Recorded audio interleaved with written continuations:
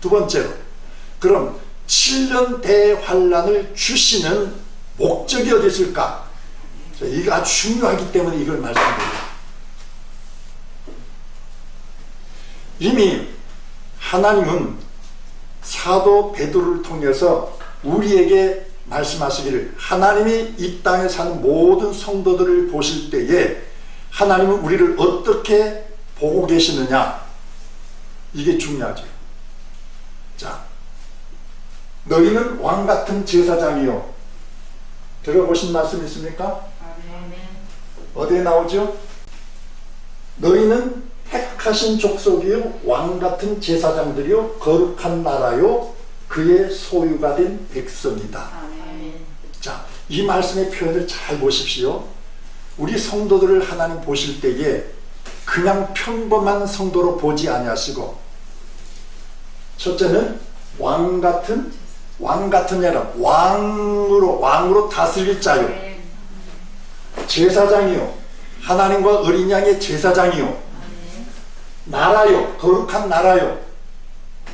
여러분, 이 말씀들을 하나하나 좀 필기를 해보세요. 그리고 그의 소유가 된 백성이요, 그 귀한 빛에 들어가게 하신 하나님들을 선포케 하려 하십니다. 자, 요 말씀을 잘 기억하시고 천년 왕국에 들어간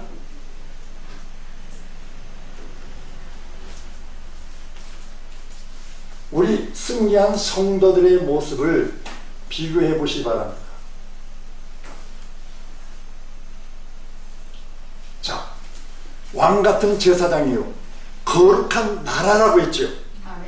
그렇습니까? 거룩한 나라요. 근데 그 거룩한 나라, 만국이 그 빛 가운데로 다니고 땅의 왕들이 자기 영광을 가지고 그리로 들어가리라. 왜? 이들이 왕국이요, 거룩한 나라 자체예요. 즉 만국이 그 빛 가운데로 다니고, 아니 나라가 어떻게 다닙니까? 즉 만국을 다스리는 왕권을 가진 자들이 다니겠다는 말씀이죠. 들어가고 나오겠다는 말씀이에요. 그래서 땅의 왕들, 새하늘과 새 땅의 왕들이 자기 영광을 가지고 그리로 들어가는 겁니다. 새 예루살렘 성의 주인공이 되겠다는 말씀. 그래서 그들의 이마에 세 가지 이름을 새겨준다고 했죠.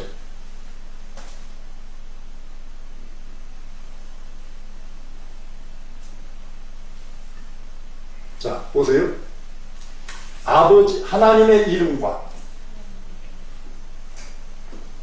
이기는 자는 하나님의 이름과, 그 다음 하나님의 성, 곧 하늘에서 내 하나님께로부터 내려오는 어떤 이름?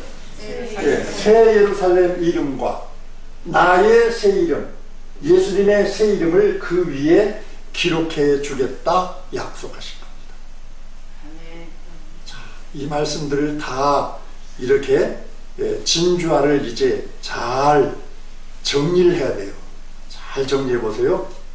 자, 이런 왕으로 다스리고 하나님과 어린 양의 제사장이 되어서 그들이 만국의 영광을 가지고 새 예루살렘으로 들어갈 때에 그들의 이마에는 하나님의 이름도 있고 새 예루살렘의 이름도 있고 어린 양의 이름도 그 위에 있어서 그 영광을 가지고 들어가는 것입니다. 자, 이런 자가 되기 위해서는 아무나 이런 자리에, 예수 믿고 구원받았다고 다 이런 자리에 들어갑니까? 모두가 다 만국을 다스린 자가 될까요? 모두가 다 하나님의 이름과 새 예루살렘과 나의 새 이름을 가질 수가 있을까요? 조건이 있어요. 거기에는 이기는 자, 이기는 자. 그러면 이기는 자라는 말씀 속에는 무엇을 대상으로 이기는 것인가 하는 싸움의 대상자가 있어야 되겠죠. 싸움의 대상자가 있어야 됩니다. 그러면 누구와 싸워서 이기는 자가 이런 영광을 얻겠다는 말씀입니까? 다시 계시록으로 돌아가서 13장의 말씀을 돌아가서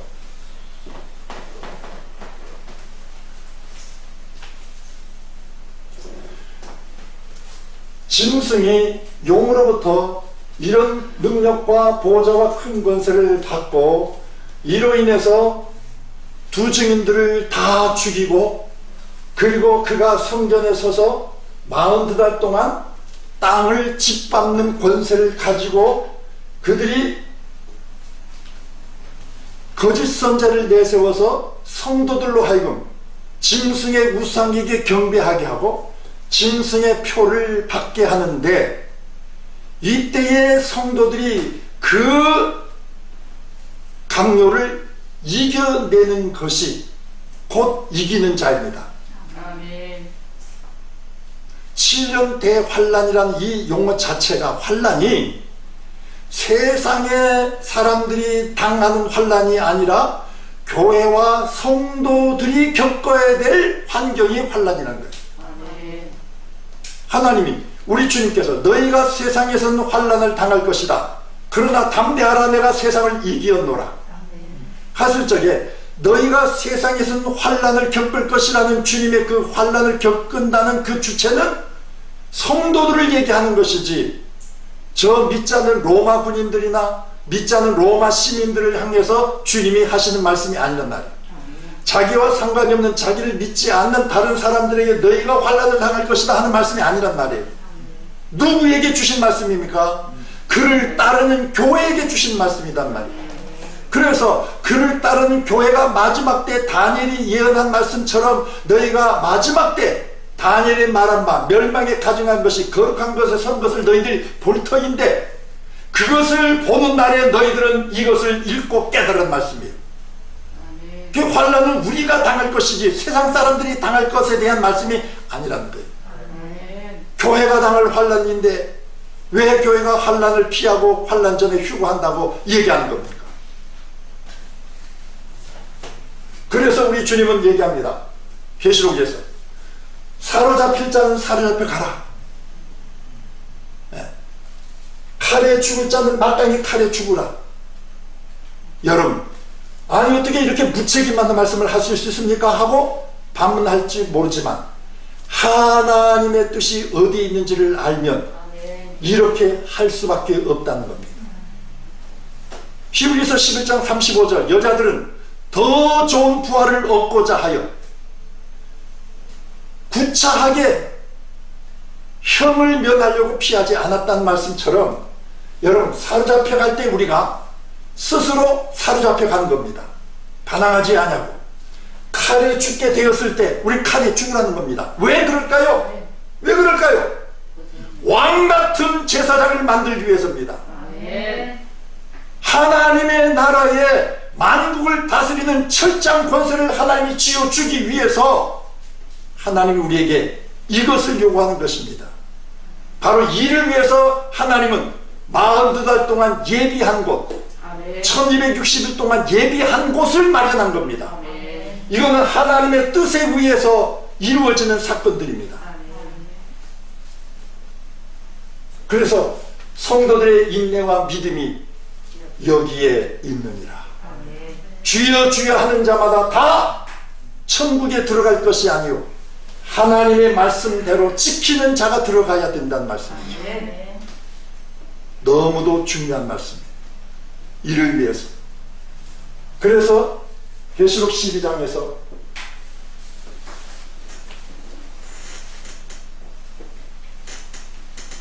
여자가 무서워서 도망한 것이 아닙니다.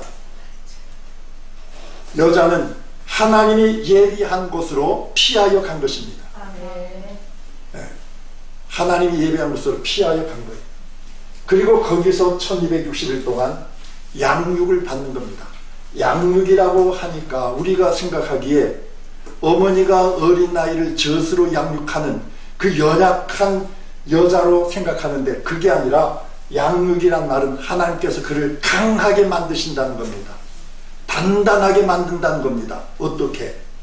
왕 같은 사람으로 만든다는 거예요. 하나님의 제사장으로 어린이의 제사장으로 만들겠다는 겁니다. 만국을 다스리는 자로 만드시겠다는 겁니다. 아멘. 자, 제가 한 그림을 소개합니다.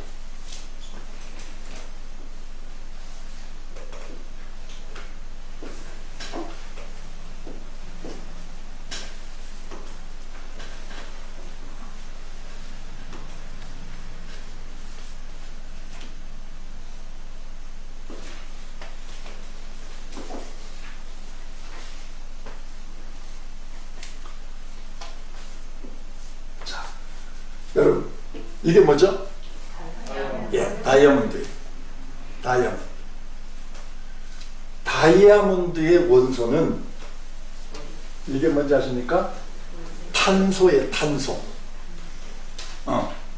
탄소가 다이아몬드 원석이 됩니다. 자, 어떤 과정을 거치느냐? 자, 탄소가 아주 보잘것없는 흑연지치고 말하자면, 예, 돌인데 이것이 다이아몬드가 되기 위해서 과정이 있습니다.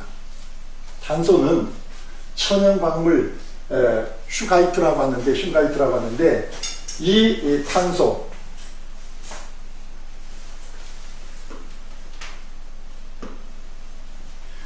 이 탄소가 다이아몬드의 원석으로 되려면 적어도 2000도씨 불 속에서 4만 바의 압력을 받고 오랫동안 원자 구조가 변형이 일어나야 된다는 거예요. 2000도의 불 가운데서 4만 바의 압력을 줘가지고 아주 불과 압력에 의해서 탄소 분자의 구조가 새로운 다이아몬드 구조로 바뀌어지고, 그래서 비로소 이렇게 하얀 원석이 되는 겁니다. 원석이 됐다고 이렇게 금방 되는 게 아니에요. 그 다음에는 4번, 5번째 과정을 거쳐서 다이아몬드가 탄생하는 겁니다. 어떻게? 저는 마킹이라는 단계를 거쳐야 돼요. 마킹. 최대 가치를 위해서 이 원석을 한 부분을 이렇게 가공할 준비를 하는 겁니다. 설계를 해야 돼요. 그 다음에 2번째는 그것을 설계한 대로 분할을 시킵니다. 잘라내요. 마킹한 선을 기준해서 원석을 자르는 단계가 분할입니다. 그 다음에는 그 분할된 원석을 가지고 이제는 형태를 만드는 겁니다. 이런 각진 부분을 둥글게 다듬어내는 거예요.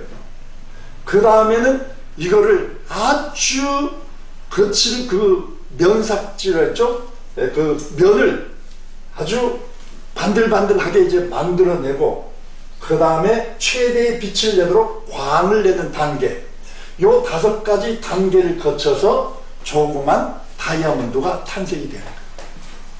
자, 우리 하나님께서 이 땅에 살아가고 있는 모든 성도들은 탄소에 불과한 성도들입니다.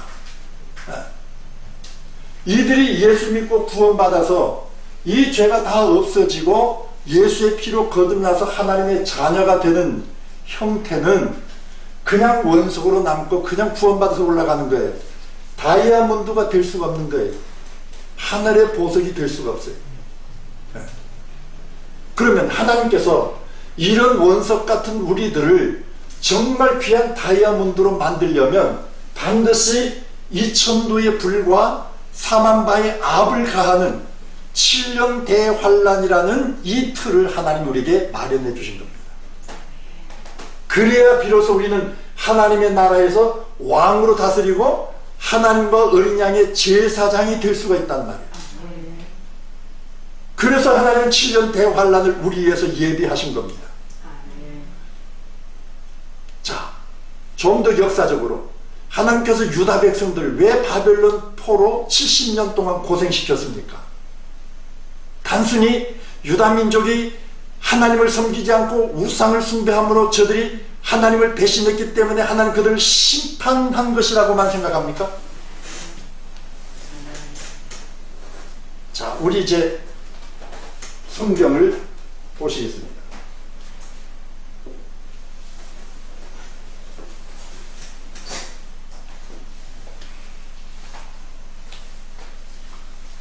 예레미야 선지자가 유다에 있는 모든 고관들, 점이들 전부 바벨론으로 옮길 때에 예레미야 선지자는 정말 하나님 이래도 되는 겁니까? 우리 민족이 이렇게 다 끌려가서 포로 끌려가서 다 죽게 하십니까? 했을 때 하나님은 그에게 한 광지를 보여줍니다. 처음 익은 듯한 극히 좋은 무화과가 있고 또 한 광절에는 나빠서 먹을 수 없는 극히 나쁜 무화과가 있었습니다. 하나님은 두 광지를 보여주시면서 예레미야에게 묻습니다. 내가 무엇을 보고 있느냐?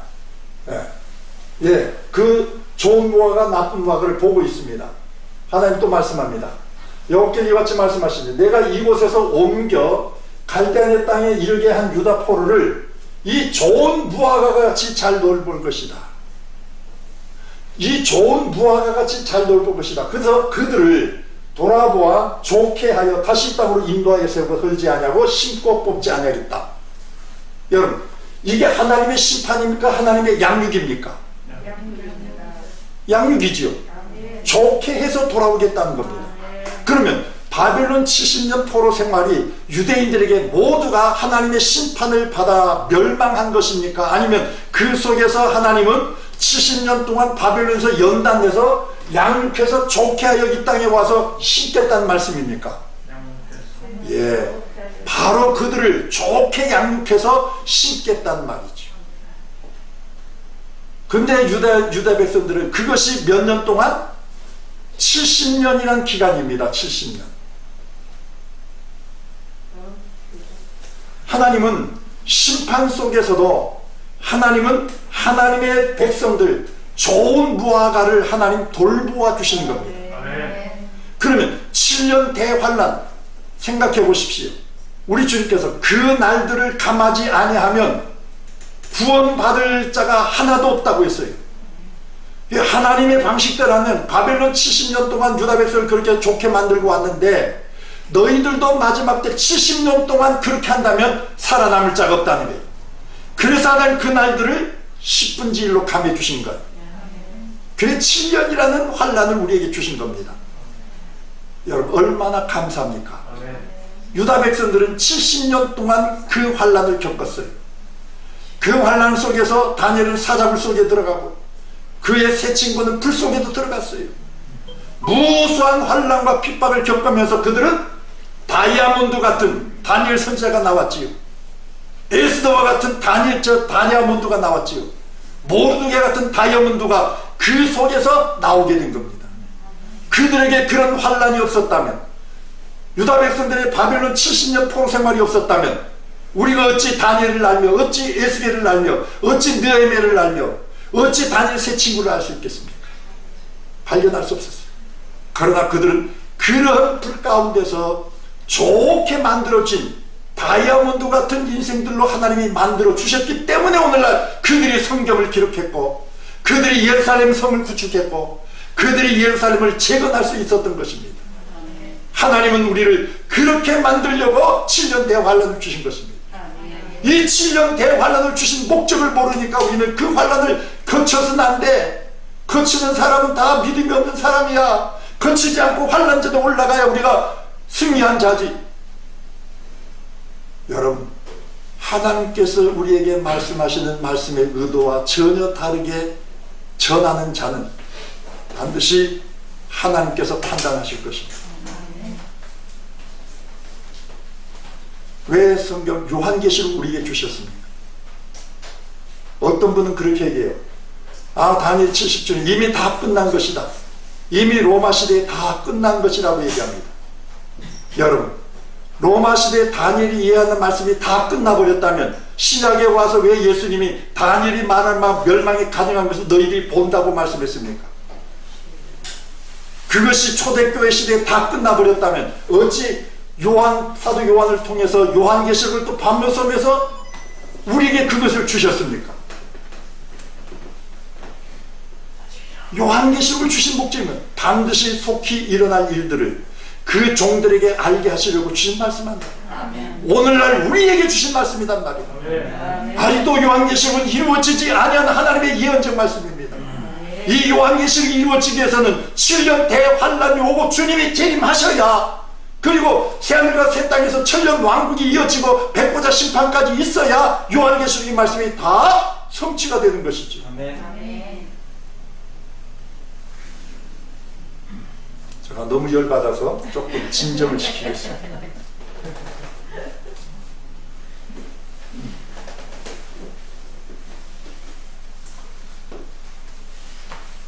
그래서 하나님의 성전에 앉아 자기를 보여 하나님이라고 할 것이다. 그때부터 계시록 13장의 말씀처럼 자리에 앉을 때에 용이 그를 돕습니다. 그것이 바로 자기의 능력과 보좌와 권세를 짐승에게 다 주는 거예요. 다 주는 거예요. 주고 그로 하여금 일을 하게 하는데 말로 하나님을 대적하게 만든다고 말씀하고 있는 거예요. 하나님을 대적할 뿐 아니라 짐승의 우상을 만들어 놓고 우상에게 경배하지 아니하는 성도들은 누구든지 다 죽이게 만든다는 겁니다. 이럴 때에 죽임을 당한 성도들이 바로 환난을 통과한, 환난을 이긴 왕 같은 제사장들이 되어지는 겁니다. 비로소 그리스도의 신부가 되어지는 겁니다. 그리스도의 신부가 되어지는, 그리스도와 함께 보좌에 앉고 그리스도와 함께 만국을 다스리게 되는 영광을 누리게 된 겁니다. 그리고 머리에 면류관을 쓰게 되고, 그리고 깨끗하고 빛난 세마포 옷을 입게 되는 것이지.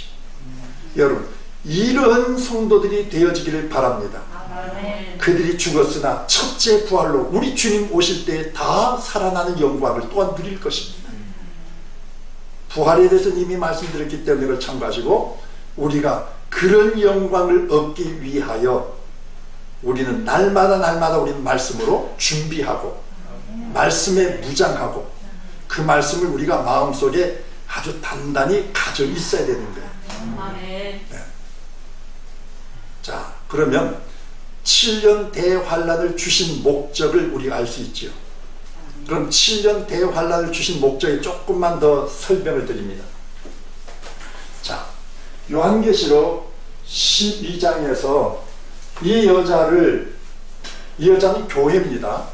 네, 교회, 이것도 설명을 계시록 말씀을 드릴 때 설명하겠지만 이 여자가 교회입니다. 교회가 광야로 피하여서 하나님이 예비하신 곳으로 가는데, 가는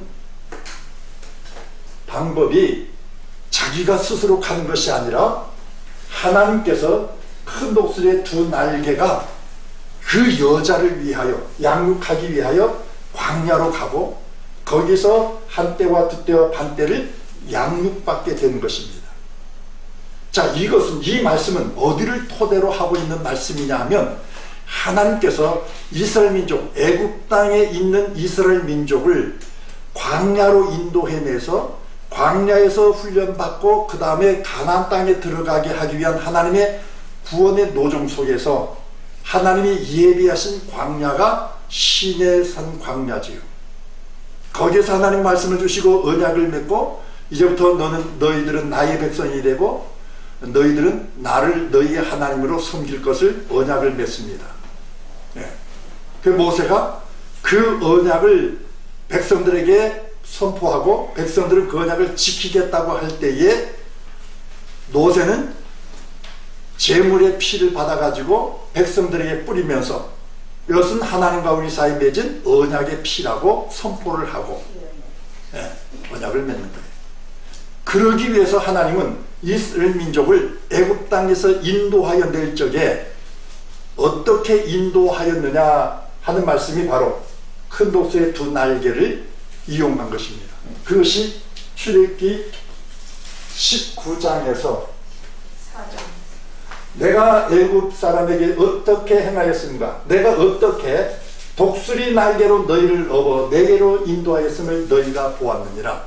한마디로 이스라엘 민족을 애굽 땅에서 광야로 인도한 사실을 독수리 날개로 업어왔다고 한마디로 표현하고 있습니다. 요 말씀을 그대로 계시록에서 적용된 것이 바로 그 말씀입니다.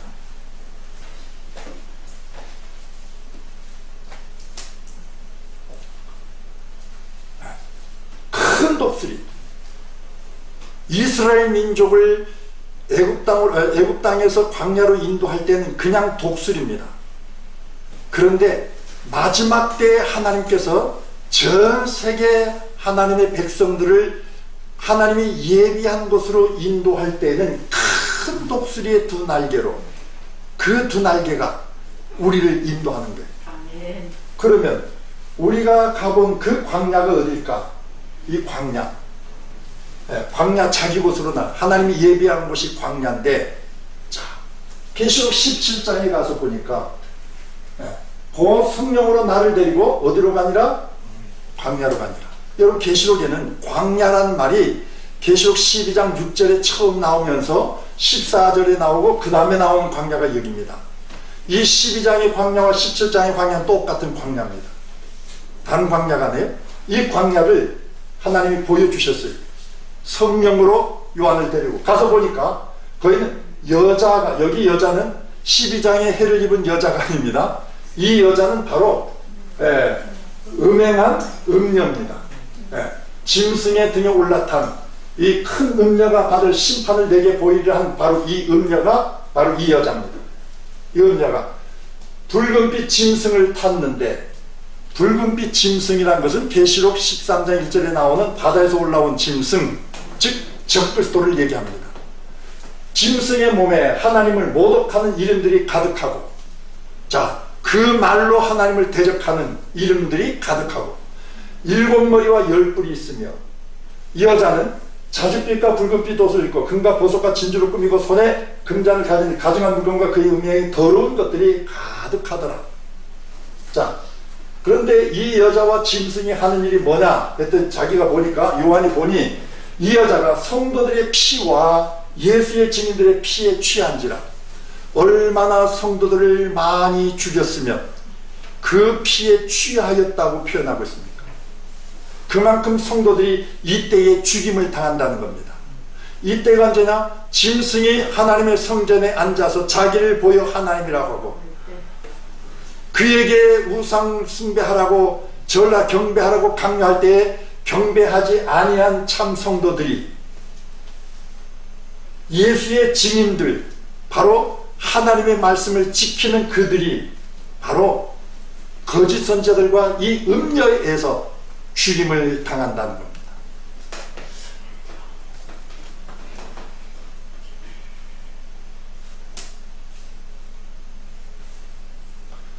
짐승의 비밀에 대해서는 이 계시록에서 조금 나오니까 읽어보시고, 그리고 그들의 한 뜻을 가지고 자기 능력과 권세를 짐승에게 주고 역사를.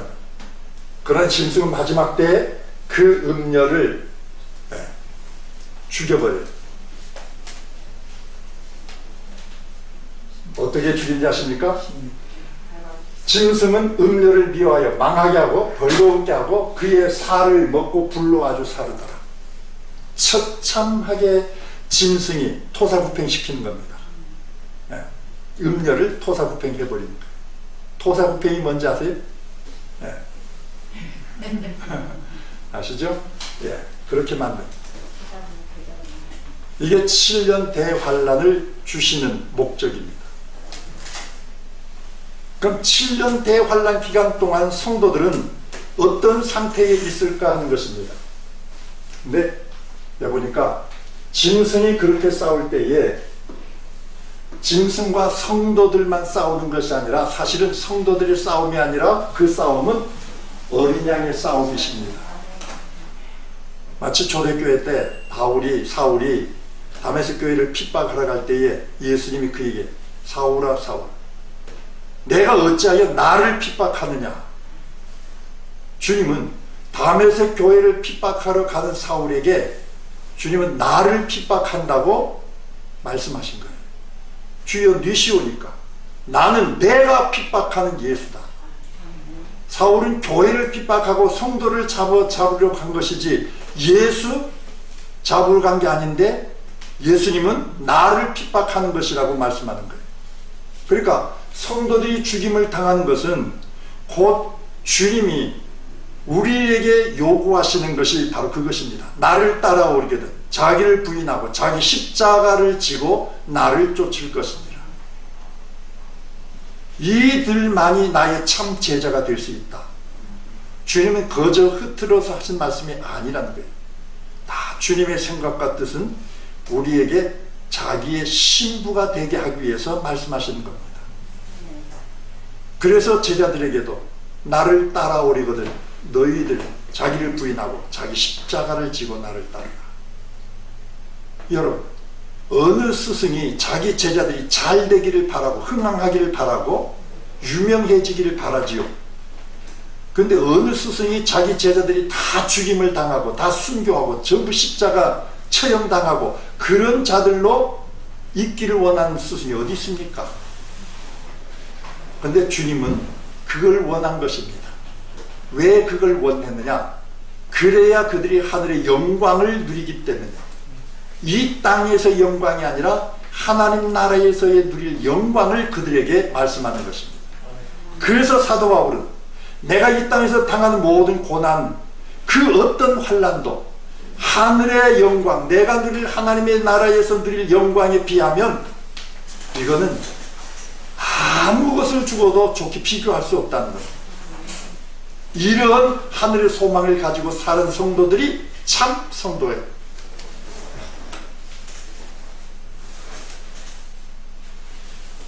그래서 보세요. 하나님이 자기 뜻대로 할 만한 그들에게 주사, 이 모든 역사는 하나님이 움직이시는 겁니다. 하나님이 하시는 것입니다. 그래서 7년 대환란은 우리 주님이 싸우시는 싸움이에요.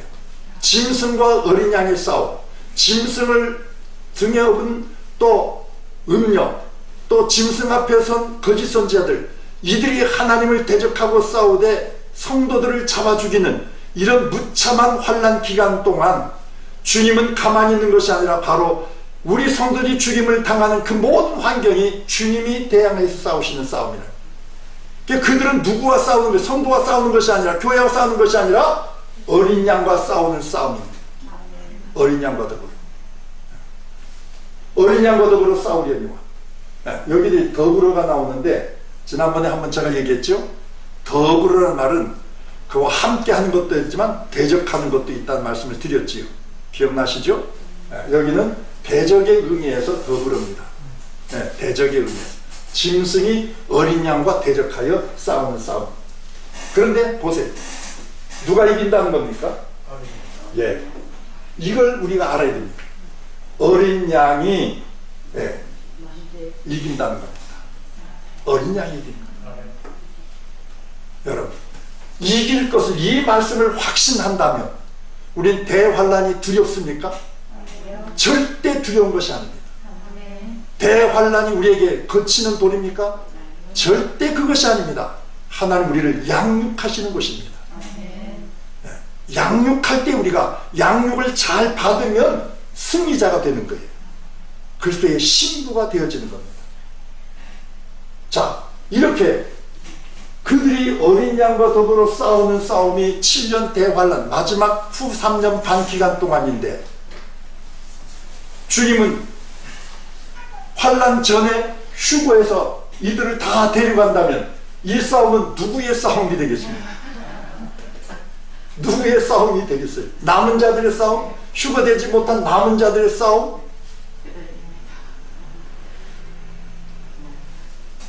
그건 여러분들이 판단하십시오.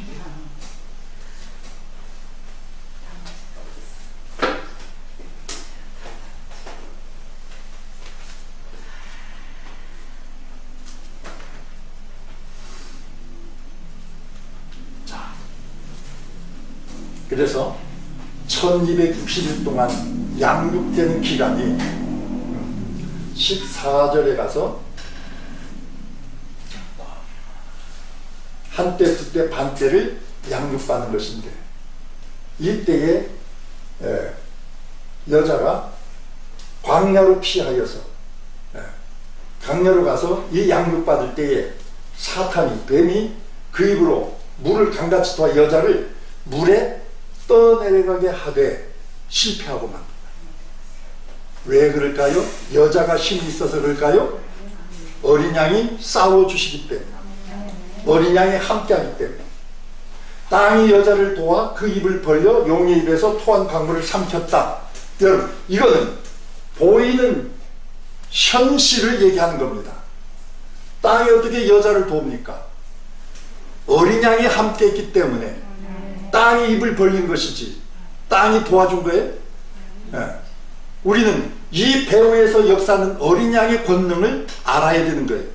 그 단순히 땅이 벌려져서 여자를 도운 게 아니라는 것입니다. 그러나 용은 여자에게 분노하여 돌아가서 그 여자의 남은 자는 곧 하나님의 계명을 지키며 예수의 증거를 가진 자들과 더불어 싸우려고 바다 모래 위에 서 있더라. 자, 보십시오. 바다 모래 위에 서 있더라 하는 말씀이 어디서 많이 생각나지 않았어요? 출애굽기에 보면 그들이 애굽에서 나와서 홍해를 건널 때에 뒤에서 누가 추격해옵니까? 애굽의 군대가 추격해오는 그 모습을 여기에서 그대로 영적으로 재현시키고 있습니다. 그리고 이들이 승리한 모습을 계시록 15장에서는 또 이렇게 불이 섞인 유리바다 같은 것이 있고 짐승의 우상과 그의 이름의 수를 이기고 벗어난 자들이라고 표현하고 있습니다. 그리고 그들이 불렀던, 출애굽기 15장에서 불렀던 하나님의 종 모세의 노래, 어린 양의 노래를 부르고 있습니다. 자, 이제 이스라엘 민족이 애굽 땅에서 나와 광야에 들어가고 하는 그 모든 과정을 하나님은 독수리 날개로 인도하였다고 했고, 또 계시록에서 마지막 때도 하나님의 백성들을 하나님 큰 독수리의 두 날개가 여자를 위하여 하나님의 예비하신 광야로 인도해서 거기서 양육했다고 말씀하고 있고, 용이 여자를 추격해서 도망가는 그 여자를 물로 삼키려고 했지만 땅이 벌려서 여자를 삼키지 못하게 하고, 그리고 여자가 이제 불이 섞인 유리 바다를 건너려고 할 적에 그가 모래턱 위에 서서 그 여자의 후손과 싸우려고 바로처럼 대들고 있단 말이죠. 그러나 결국은 어떤 일이 벌립니까? 용이 모래턱 위에 서서 여자와 싸우려고 하지만 어린 양이 이기고, 그들은 불이 섞인 유리 바다 가운데 빠져서 완전히 하나님의 불심판을 받게 되고, 여자는 불이 섞인 유리 바다를 건너서 여유있게 그 바닷가에서 모세의 노래와 어린 양의 노래를 부르며 승리의 개가를 부르는 모습이 바로 요한계시록하고 출애굽기서하고 아주 이렇게 맞아 들어갑니다. 믿습니까?